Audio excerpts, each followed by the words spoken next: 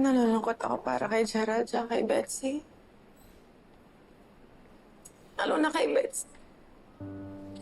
Can you believe she's willing to do anything kahit pa ikamatay niya para lang makuha niya gusto niya?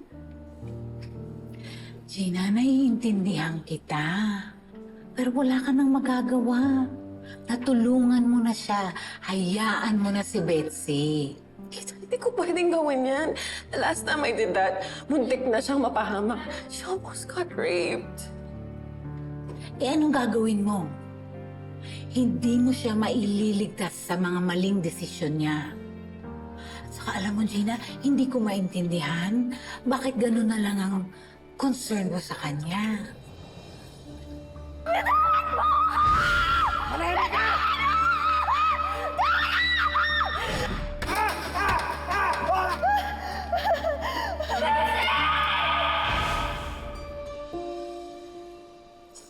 Oh. Tita, yung nangyari kasi kay Betsy, muntik na rin mangyari sa akin ng bata ko. Muntik na rin ako mapahamak. I almost got raped. And si Betsy ang tumulong sa akin. That's why I made a promise to myself. Kapag kailangan niya ako, kailangan niya yung tulong ko. Gagawin ko lahat para magawa ko yun. So, Gina,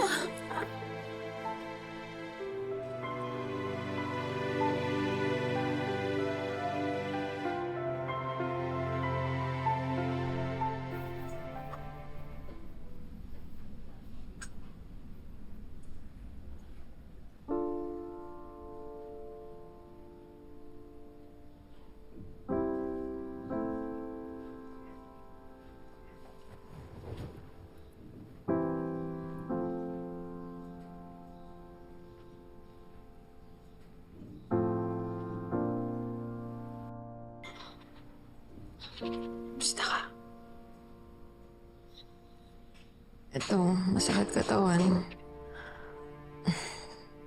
Asan yung afam na yun? Hayop siya. Nasa presinto na. Betsy, I'm sorry, I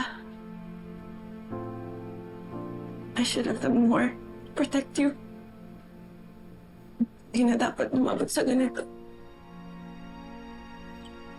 Okay lang yun. Salamat na rin. Pero dapat di ka na sumunod. Sabi ko naman sa'yo, di ba? Huwag ka na makailam. Betsy, paano kung namatay ka? Hindi ako mamamatay. Papabugbog, pero di ako bibigay. Kaya kong tiisin lahat yun. Total, sabi naman niya, dadali niya ako sa Amerika eh. Betsy, Level up na ba yung pagiging desperada ko? Sorry ganun talaga. Kaya akong tiisin lahat. Di mo siguro alam yung pakiramdam na yun kasi di mo naman kailangan magsakripisyo buong buhay mo. Sana all, di ba? Ang labo naman. Teka lang, partner. Talagang gusto pa rin maghanap ng mapapangasabang puti si Betsy?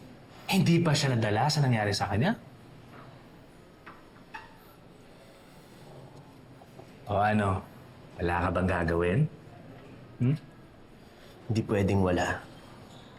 Kailangan ko siyang pigilan. Partner, sa totoo lang, mas mapapabilis ang proseso nyo paglipat doon sa US kung makasal siya ng US citizen. Pero, kapag minalas na naman siya, baka hindi mo na siya makitang buhay. May isa pa akong naisip na paraan para mapigilan siya at magawa yung gusto niya. Anong paraan? I'll stay here with you. Di kita iiwan. Samahan kita. At kung kinakailangan ako na magbabayad ng hospital bill. Hindi na, Gina. Okay lang. Bumalik ka na sa masaya mong buhay sa Amerika. Ako babalik na ako sa masarable kong buhay dito.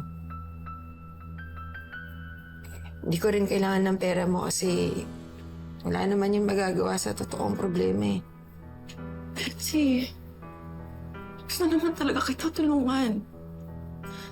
Gina, humingi na ako ng tulong sa'yo, di ba? Pero tumanggi ka. Alam mo kung ano yung kailangan namin ni Gerald para makaahon kami dito.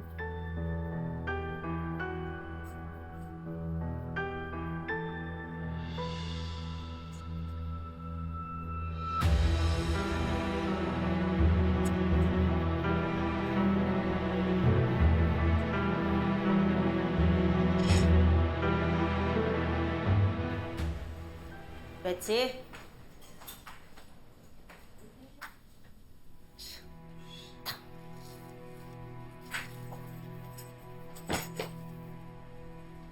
Pinakulong mo yung foreigner. Paano yan? Paano ka makakarating ng Amerika nakakulong na? Tanga? Yan pa rin iniisip ninyo? Hindi niyo ba nakita na saktan ako? Ano ba kayo, bulag? O wala lang talaga kayong pakialam? Yan. Diyan ka magaling. Sagot pa. Kaya ka nasasaktan eh. Pasalamat ka, hindi basag ang mukha mo dahil kung basag yan. Wala na magkakagusto sa'yong puti. Wala akong hindi gagawin para makaalis sa impyernong buhay na to. Kahit gamitin ko pa si Gerald. Sos! Peste!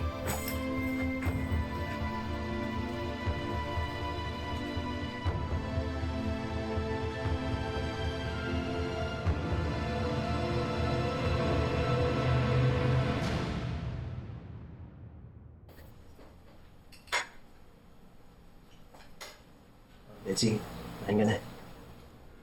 Pabayaan mo na lang ako. Sige na. Pabayaan mo na nga lang ako. Wala namang mangyayari sa buhay ko, Gerald. Ayaw mo kong mahanap ng afam. Ayaw ka rin pakasalan ni Gina. Gerald, ano namang mangyayari sa buhay ko? Ha? Wala ka na magagawa sa buhay ko! Kung hindi ka higilos, Gerald! Ano pa mangyayari sa buhay ko? Kung hindi ka lang din pakakasalin ni Gina, gusto ko na lang na mamatay! Gusto ko na lang mamamatay! Ayaw mo na ako mamatay! Ayoko na! Ayoko na! Ah! Ayoko na! Ayoko na mabuhay! Ayoko na mabuhay! Ayoko na mabuhay!